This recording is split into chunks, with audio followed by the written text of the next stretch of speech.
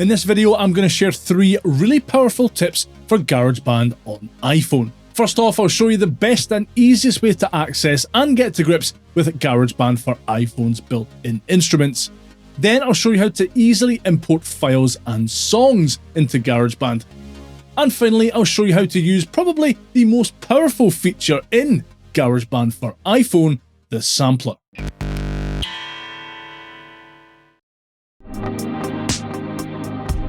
The sound browser is where you'll find all of GarageBand's instruments: audio recorder, guitar amp, the sampler, the sound library, and if you have installed other compatible music production apps on your device, the external apps function. Swipe left or right to view the different instruments available, then tap the one that you want to play.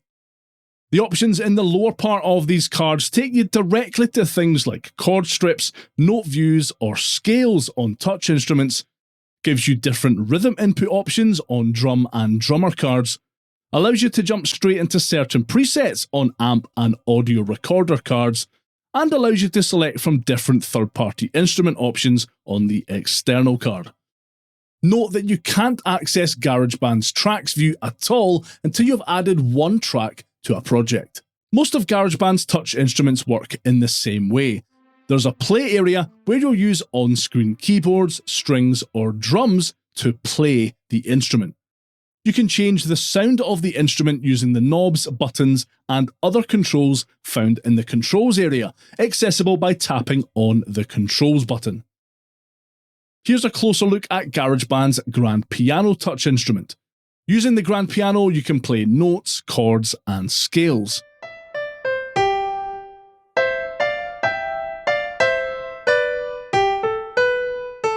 You can choose from different piano, keyboard, and organ sounds by tapping the button here and selecting the current patch from the menu. In this next menu, you can select sounds from a variety of different categories.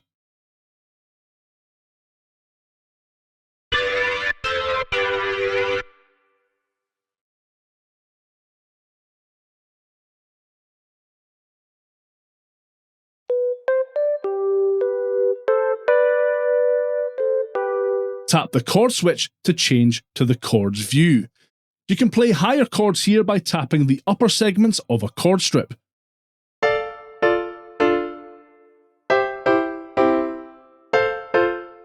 And lower chords by tapping the segments at the bottom.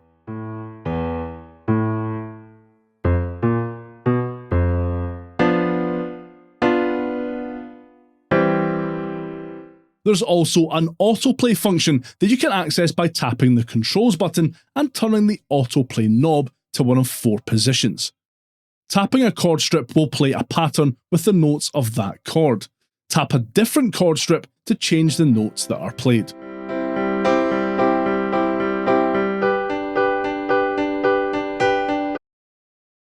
Tap a different chord strip to change the notes that are played.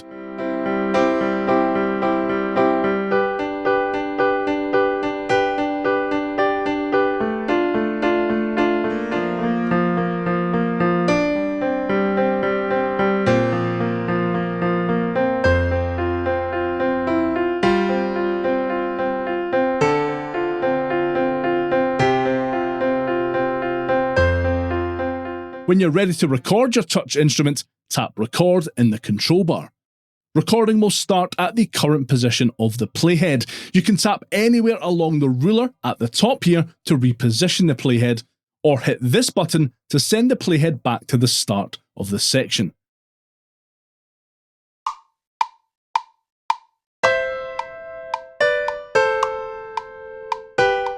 The ruler shows the area being recorded in red. Any notes you play, as well as any changes to sliders, knobs, or other controls are recorded as well. When you're done recording, tap the play button in the control bar. Your recording will then appear in the tracks view as a region. Alright, so you'll want to be working in GarageBand's tracks view for this. If you just want to get here and import your files, the easiest way to do this in a new project is to head to the drummer in the instrument select screen and then just tap on acoustic. The tracks view will load up and you can just mute or delete the drummer region here. The reason being that you need to create at least one track to properly access the track view in GarageBand. Anyway, the next step is to tap on the loop icon in the top right of the screen. There are 3 tabs at the top of this menu. Apple Loops lets you use GarageBand's selection of stock, samples, loops, and MIDI patterns. It's the other 2 tabs here that we're more interested in though. Tap on Files and you'll be able to view a list of any files you've imported to GarageBand previously. At the bottom here, you want to tap on Browse Items from the Files app. From here, you can select which folder your files are located in, then tap on the one you want to bring into GarageBand. After a few seconds, you'll see the file appear in the browser. Now it's just a case of tapping, holding, and dragging your file into a new track. Here's where you'll probably hit a bit of a snag though. Only 8 bars of your imported file will play back. When you open a new project in GarageBand for iPhone, it defaults to a single section that is 8 bars in length. If you bring a file into this default project, it doesn't matter how long the actual file is, it will only give you access to the first 8 bars because, by default, that's how long the project is. So before you bring your file in, tap on the small plus icon in the top right of GarageBand's Tracks area, then tap on Section A, and then tap on Automatic. Now when you bring in your file, the full length of it will be imported. Note that if you want to bring a song in from the Music tab here, it will need to be stored locally on your iPhone. You can't import songs from a music streaming service, for example, and it will need to be free from any kind of copyright protection. GarageBand for iPhone sampler looks really similar to a lot of its other keyboard-based touch instruments. You have a playable keyboard here, and can access more controls by tapping the dial icon in the top right of the screen. Let's jump right in and sample something then. If I hit the big red button, the sampler will begin recording and will continue to do so until I hit stop. I'm left with this waveform. Again, I can access this by tapping the dial icon. The waveform plays back when I press any key on the sampler's keyboard. Hey, hey, hey. Ho, ho, ho, ho. Now, I only want one of these hays, I guess. I don't want all of them to play back when I press on a key, so I can edit which part of the sample is played by dragging and dropping the arrows in the bottom corner. Hey, hey, hey, hey, hey, hey, hey, hey. Now only the part of the waveform in between the 2 arrows will play back when I touch a key. Hey, hey, hey, hey, hey, hey, hey, hey, hey, hey. That's pitched maybe a little bit too high, so I can bring the sample down an octave by hitting Details here and turning the coarse tuning dial down to -12.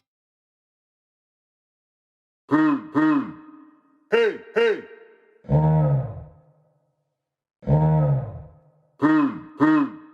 If I want to then record my sample into my project, all I have to do is hit record at the top of the screen and just play away. Hey, hey. The sample is recorded as MIDI, so if there are any timing mistakes or hiccups while playing back the sample, I can tap on the region, tap Settings, then use Quantization to fix it. Hey. Now I can add in more sounds using another collection of highly specialised musical equipment.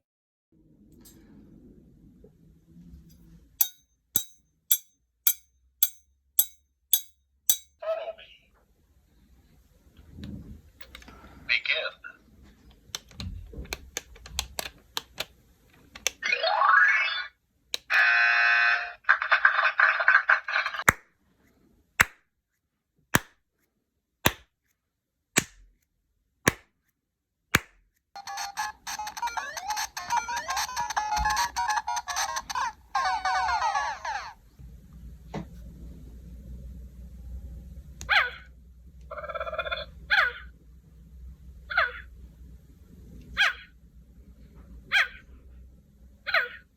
I want to use this knife sound for a hi-hat like thing, so I'll isolate the hit that I want to use.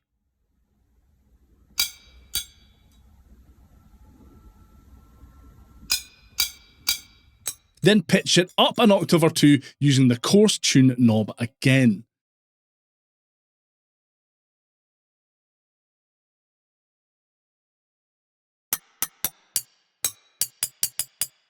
Sounds good, and it's ready to record.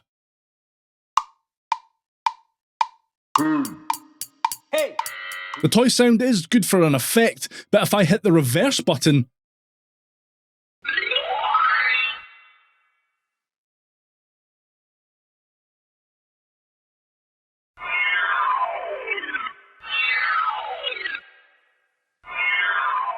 I think it sounds even cooler. The clap sounds pretty good, though I do need to adjust the velocity so it hits a bit harder without me having to pound my iPhone screen when recording.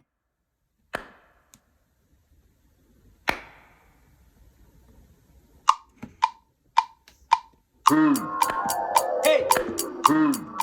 I only want to keep a single note of the handheld sample so that it's playable on the keyboard.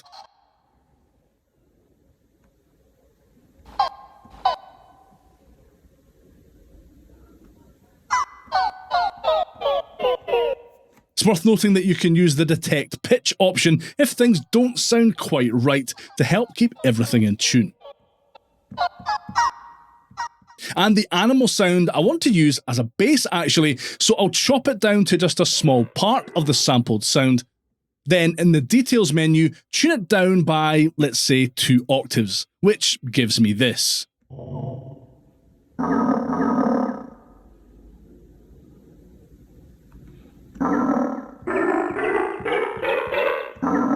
Put all of that together and...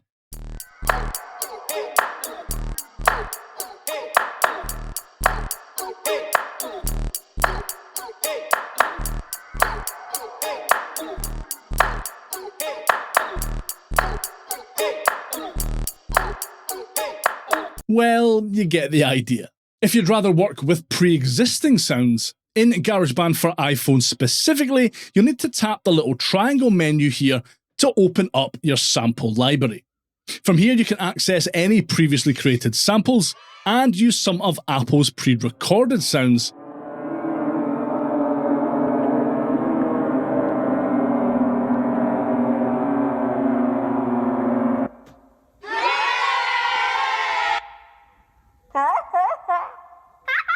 Or you can import other audio clips. You can add loops from GarageBand's loop library,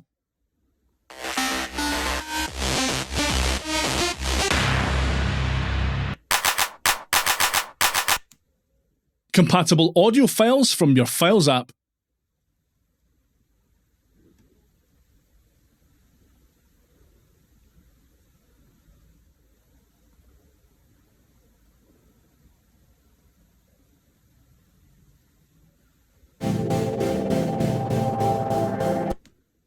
and tracks from the Music app, though bear in mind that copyright-protected songs and songs not stored locally on your device can't be imported.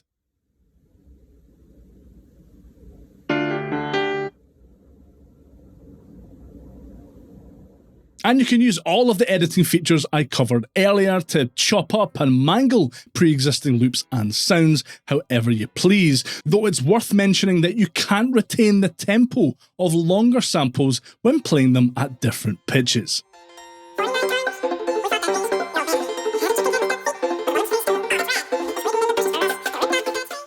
Thanks so much for watching to the end. If you found this video helpful, then please give that like button a good hard slap. I really appreciate it and it helps more people see this video. And for another really powerful GarageBand for iPhone tip, watch this next.